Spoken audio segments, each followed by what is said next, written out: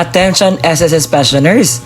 May mahalaga anunsyo po tayo na dapat mapakinggan sa vlog ko na ito na mangyayari sa December 29, 2025 na kailangan po natin makuha lahat ng dapat nating makuha.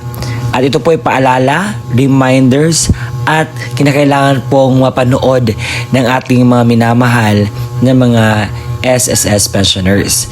Ito po ay good news sa mga batch 1 or first batch. Kaya naman, huwag sayangin at malaman nyo din ano yung mga karugtong pa na balita patungkol po dito. Ginawa ko ito para po mas early po ninyong mapakinggan ang balita na aking pong nire-research. Ito pa ay totoo at hindi po ito gawa-gawa. Kaya naman, ating pakinggan, kunin ang lahat ng mga detalye sa balitang ito. Magandang araw at magandang buhay, lalong-lalo na sa ating mga minamahal na mga SSS pensioners. Sa araw po na ito ay meron po kayong dapat na mapakinggan na magandang balita. By the way, ako po pala si Ruel Mendoza Tanyo at sa araw po na ito, dapat po ninyo itong isa puso at dapat po itong pakinggan. Kung naklik mo ang video na ito, hindi po ito aksidente na inyo pong mapakinggan ang dapat inyo pong mapanood. Dahil ang inyo pong pensyon ay kinakailangan po ninyong malaman ang crediting schedule lalong na sa January 2026. Kaya naman, hayaan niyo po akong ibigay ang dapat niyo pong malaman na balita.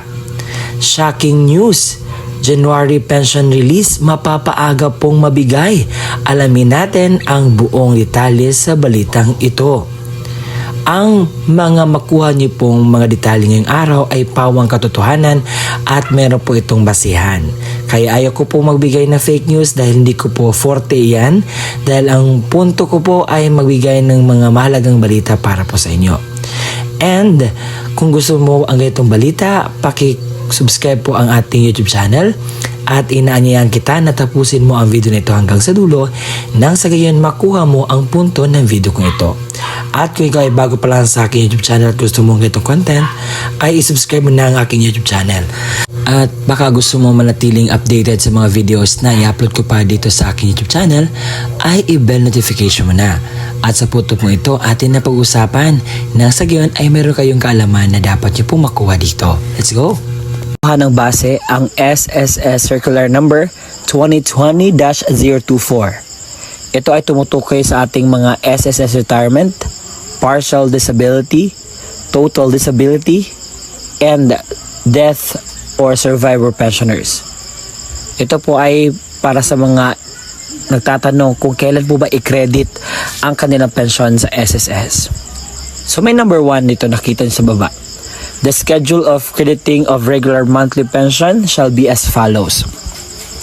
May nakita kayong date of contingency. Kung ikaw ay may date of contingency na 1st to 15th day of the month, ikaw po ay first batch at makikredit po ang iyong pension sa unang araw ng buwan. At kung ikaw naman ay may date of contingency na 16 to the last day of the month, ikaw po ay second batch at makukuha nyo po ang inyong pension sa 16th day of the month. But meron po siyang exemptions. Sabi dito, if the credit date falls on a Saturday, Sunday, or holiday, the pension shall be credited on the last working day before Saturday, Sunday, or atin pong pakatingnan ang kalendaryo ng January 2026. So dito po, ang unang araw ng January is holiday kasi alam na po natin that is New Year's Day. Opo. And sa araw po na ito, hindi po bukas ang opisina ng SSS. At ang dapat po natin gagawin ay backward po tayo. Kinakailangan po tayong pupunta sa December na calendar.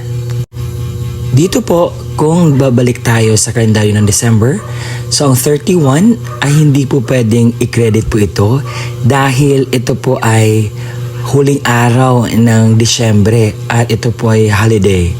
Sa 30, hindi rin siya pwede dahil dyan is holiday din yan dahil Rizal Day yan. At ang 31 na birthday ko, di ba?